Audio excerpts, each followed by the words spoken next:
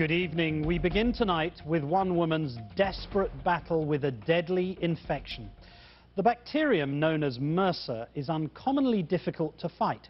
Not only has the so-called superbug proved resistant to a wide range of antibiotics, but it also multiplies and evolves so quickly that it adapts to just about any treatment that doctors try to use against it. Infections caused by MRSA now kill more people every year in the United States than AIDS. So what can be done to keep yourself and your family safe? Here's Vicky Mabry.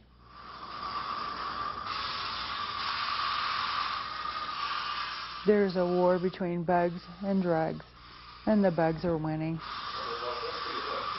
The bugs are bacteria, and Peg McQuarrie is battling them every day.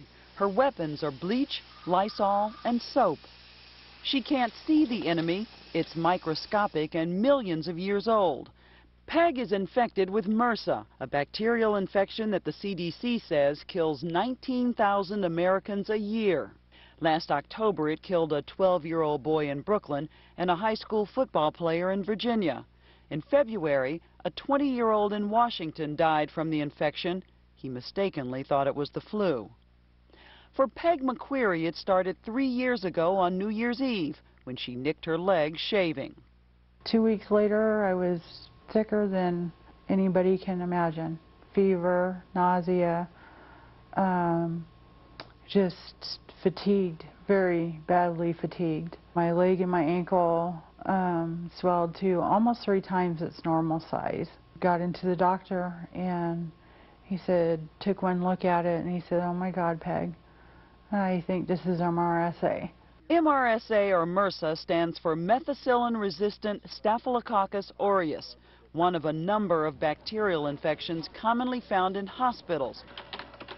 What's so alarming now is that people like Peg are contracting it outside of hospitals.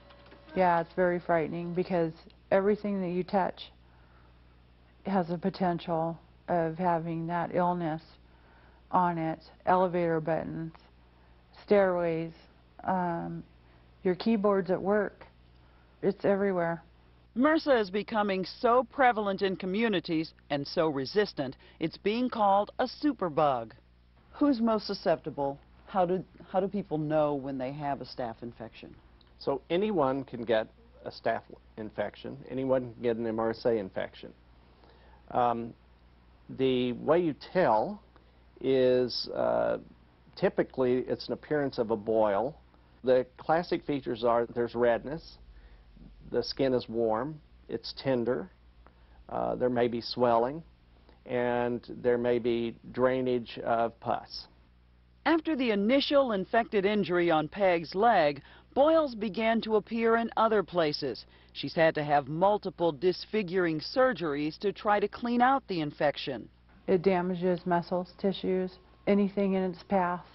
Is it permanently in your system now? It's permanently in your system, yes.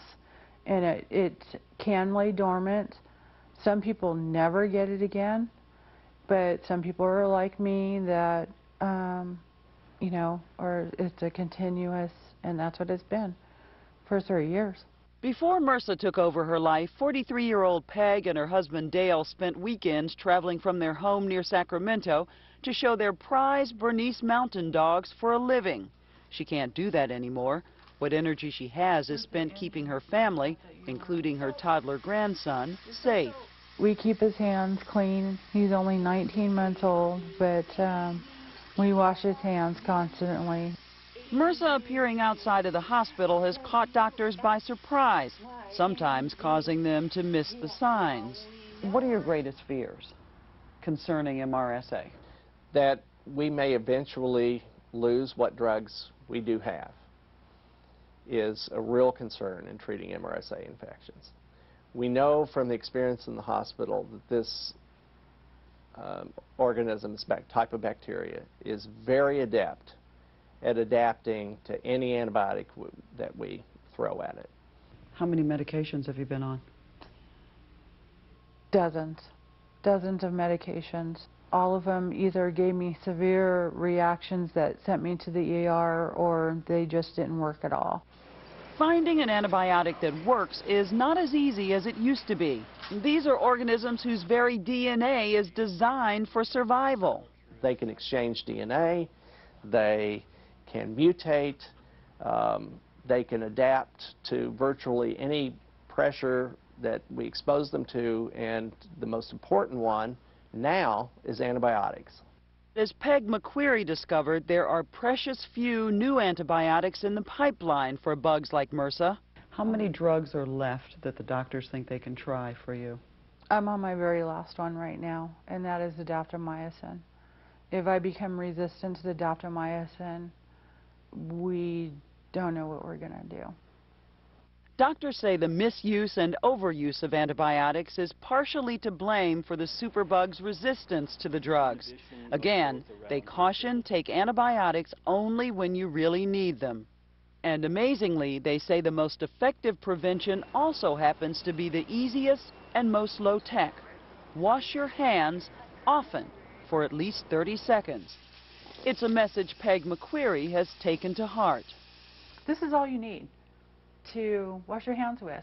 You don't Just need plain old soap and water. plain old soap and water, and wash your counters down, your door handles, even with bleach. My biggest arsenal is bleach, and anything that we can bleach, we bleach, from the floors to the ceiling, basically.